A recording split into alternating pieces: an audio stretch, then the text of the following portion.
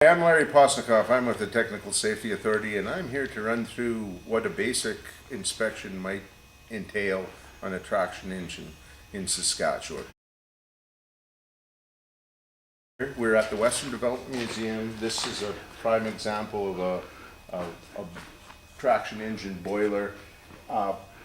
It has basically been a welded replica boiler, but still it has all the same features of a riveted boiler.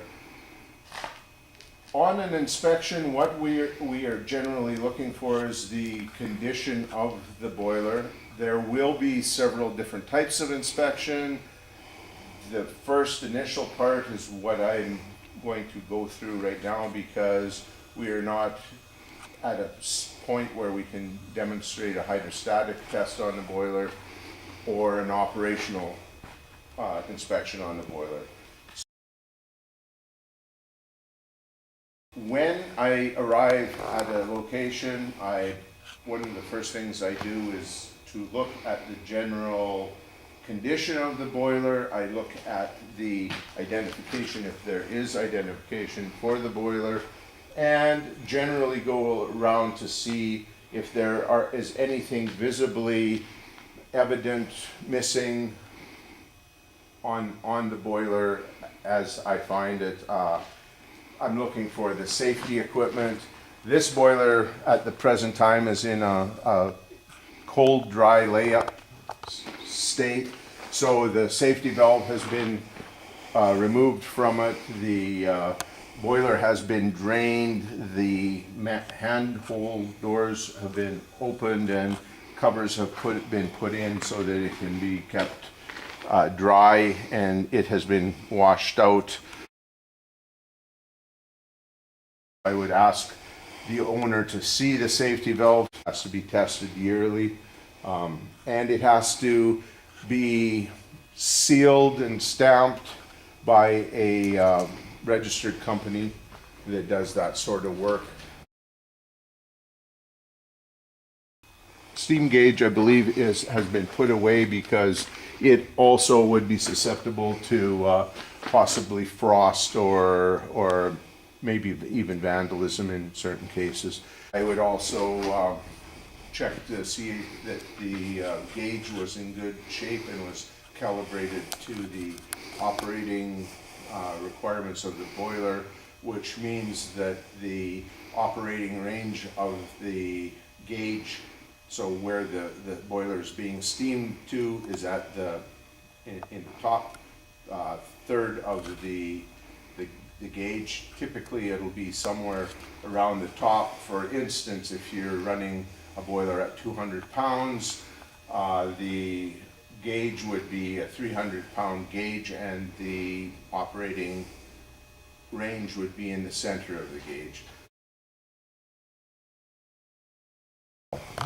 I would check the valves to make sure that all the valves have appropriate ratings on them. Check to make sure that there's tricocks and a gauge glass, and that they're all appear to be in good working condition. This could be further checked during the operational inspection once there's water and steam, to make sure that they aren't leaking and that they actually work the way they're supposed to be working.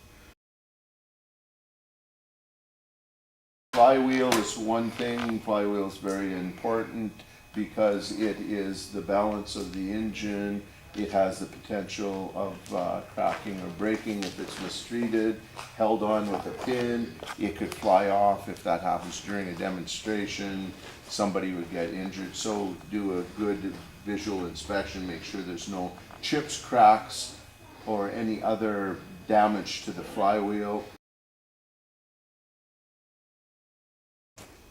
Other areas that are addressed are things like the other mechanical pieces involved with the steering. If these areas are broken, even under normal condition, if there's evidence of cracking, breaking, missing parts, it could cause a catastrophe if it was to fall off its steering. That does happen from time to time. You'd look at the axles and the bearings and that sort of thing. The linkages where they're attached on, you look for general cleanliness on the top of the boiler. Very often there will be different materials that will fall in, either ash, oil, dirt will fall in on the wing plates. That's the engine mounts, and they will rest between the boiler and the wing plate, and that can be an area where you can have external corrosion happening. You would also be looking at the governor to make sure that all the pins and everything are good on it. Another piece in motion that has the potential for causing massive injury. You look at the seams to make sure there's no external corrosion or damage, and basically mounts for different wheels or different parts of equipment. One of the things that most people don't look at very often is there are dampers. We cannot see the damper on this one because it's at the back, but it is just a flap cover for allowing combustion air into the fire. If it doesn't seal properly, you can't control your fire properly. This causes a firing issue, and so you check for a condition there. Ash pan, if the ash pan has holes in it, then it could cause fires. You want a good ash pan. Tight seal on your firing door so that you can control your combustion.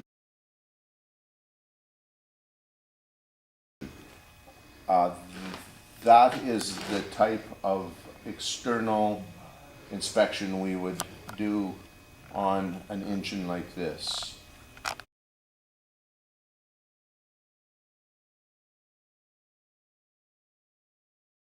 So the soft plug, the feasible plug, it goes from the firebox side through the crown sheet into the water side of the boiler, and it is to be removed, it's to be cleaned, it has to be stamped. This one has been taken out, so it is put away. A new one will be put in this following year. I have a look at the threads where the fusible plug screws through, and make sure that they're in good condition.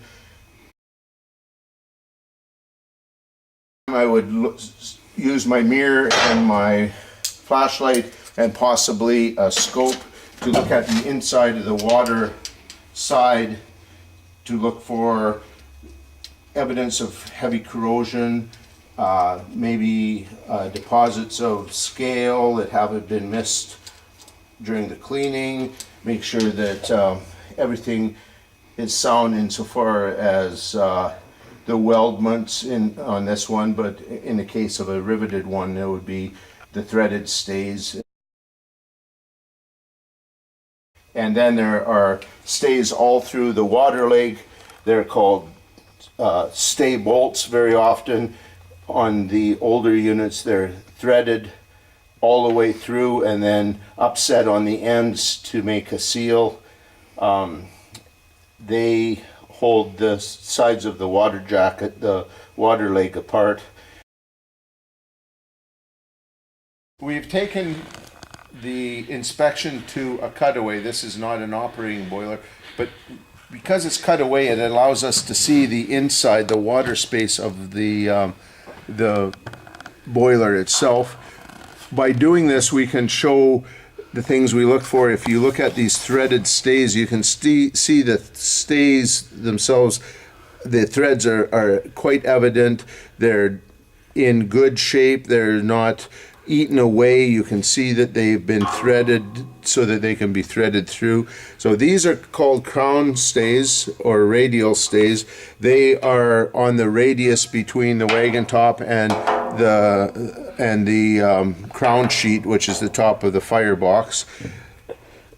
They are a threaded stay bolt, the same as these ones, which are between the firebox and the outside jacket. So these are the water leg stays, which are threaded stay bolts. These are called through stays. They are longitudinal stays that go from the back head and would continue through the whole boiler. Now this one's cut off at the barrel, but they would go right to the front tube sheet. These ones go all the way through. This gives us a chance to have a really good look at what they look like from the inside. It also, these through stays have washers. They're threaded through, and they have nuts to seal and retain the stays on the back head.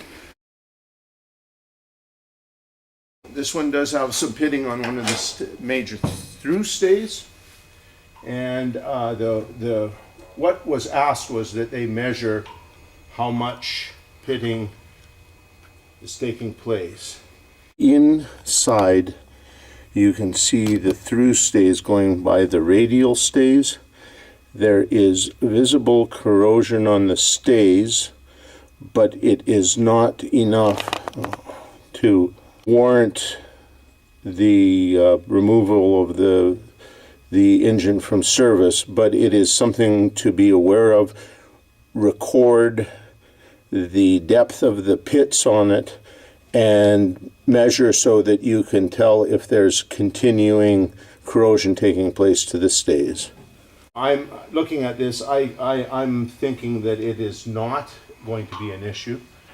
One of the things with these engines, of course, is that they were rated at 150 psi and they're only being run at 100 psi. To do the calculations on the thickness required in the stay, you would find that even though these are wasted, they are not wasted beyond use. Look and see down into the water legs on either side. This light has a magnet in it. Very often you can get an idea of what kind of deposits there are by reaching in with your flashlight, and you can see that there is a fair amount of scale deposit in here. That would need to be cleaned out. That tells you that there is some deterioration happening.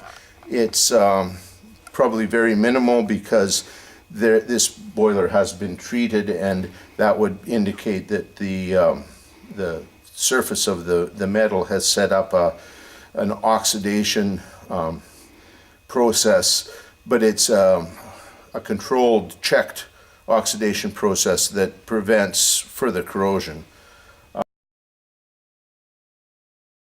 The entirety of the firebox, if you would typically have the grates and the ash pan removed so that you could physically crawl up into the firebox and look very thoroughly at all the stay bolts.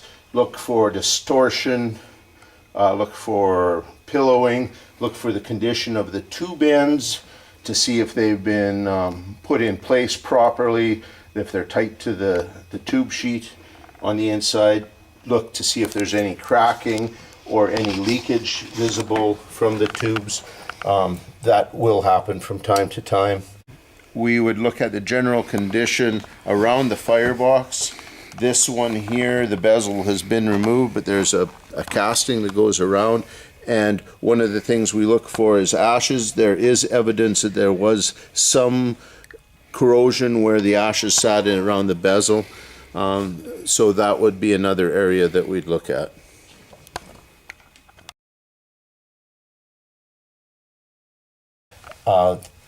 Then you can move to the other end, the smoke box end, the hand door openings to make sure that they haven't corroded or eroded to the point where they are not going to seal properly, and that there's enough material holding the pressure element in. As I was saying, you check to see the thickness of the opening for your hand door. This is a hand door. This is the hand door gasket that seals up on the inside. I would also check to make sure that all the tubes are properly beaded up against the boiler. There should be no space in between the rolled bead on the tube and the tube sheet. These ones are all good. I would check to make sure that it had been cleaned out properly. This one appears to be cleaned out properly. If we come to the side here, there's an observation port. This was an area that's used for looking at the tube ends. This one has evidence of ashes being left in over the winter. The problem with leaving ashes in is that there can be external corrosion. The ashes act like a sponge and hold the moisture close to the boiler. This could lead to deterioration to the point where the boiler needs repair. This particular welded boiler was made in such a manner that that ash would not actually affect the surface of the boiler, because there's a standoff plate and the ash is collected between the standoff plate and the boiler shell. So dead center is a term for when the piston reaches the end of its stroke. If momentum is lost, the engine will stall. It creates a dangerous condition because there is a small charge of steam that acts as a cushion at the end of the stroke still in the cylinder. If you don't remove the steam supply and drain the cylinder, then there's stored internal energy that will cause the rotation of the engine, which, when an operator is moving the flywheel to put the motion back in the machine, will cause him to be thrown over the engine and do grievous damage to his body. Typically, there are two places on a simple single steam engine. That's an engine with one piston, and that drives in a double acting motion with steam being admitted to both sides. The way the steam is admitted is through the sliding D valve. There are several terms that are used in conjunction with this steam action. There is the lap, the mount that the edge of the sliding D valve closes over the valve port when the admission is stopped to the piston. Admission means that live steam is being actually admitted into the cylinder itself. There is the lead, which is the amount the valve is open for steam to be admitted at the end of the stroke to create the cushion. And there is the cutoff, which is the point at which the valve is completely closed and the steam expands to create the motion. The cutoff is considered to be a economy feature, which means that they call it hitching the gear. You could set the gear so that more live steam or less live steam was admitted to the cylinder for power, and less steam for economy, because the less live steam being admitted and more expansive steam being used meant greater efficiency, greater economy. This is a triple riveted lap seam. The distance between this rivet head and the edge of the plate here is the same distance between the inside sheet and the rivet head on this side.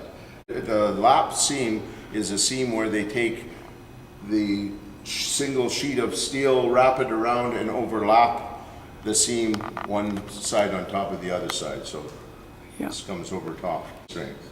And this one, I think, is around 65, they call it a 65% joint efficiency on this. So this would be one of the stronger, well, it is the strongest lap seam that they made. Boiler is a Canadian made. This one, instead of having the sheets overlap themselves, they butt the ends of the sheets together. They put a reinforcement plate on the inside, which would be just past the rivets on the outside of this outside reinforcement strap. There are 3 rows of rivets on either side of the seam, and so this is a triple riveted butt strap boiler. This would be about 85% joint efficiency.